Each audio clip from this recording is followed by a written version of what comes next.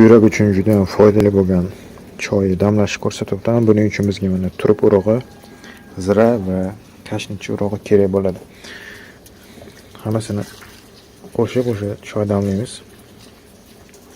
Turp urug'idan soldik, ziradan solamiz.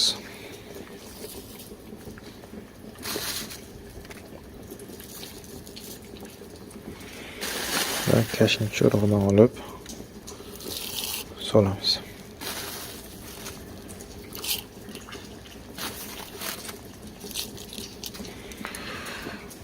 Past olovda chiroyli qilib qaynatib olamiz va ushbu damlama buyrak uchun va siydik yo'llardagi barcha shamollashlarga juda ham zo'r effekt beradi. Ta'mi ham juda yoqimli, albatta sinab ko'ring. Ta'bga ko'ra, masalan, asal yoki novvot qo'shishingiz mumkin. Ushbu damlama siydik haydovchi effektga ega bo'lgani uchun organizmdan ortiqcha suyuqliklarni chiqazib, buyraklarni tuzlardan tozalaydi. Makka popiga choy qilib damlab ichilganda o'ziga yarasha xushbo'y ta'm bilan siydik haydovchi va o't haydovchi effektga ega. Ramashka guli juda ham foydali. Organizmda immunitetni oshiruvchi, yallig'lanishlarga qarshi hamda siydik yo'llar shamollashlarida juda ham zo'r effektga ega.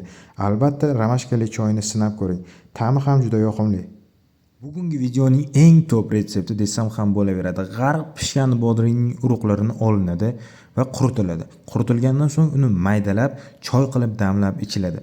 Ushbu retsept yordamida siz buyrakdagi toshlarni ham eritishga muvaffaq bo'lasiz. Albatta sinab ko'ring.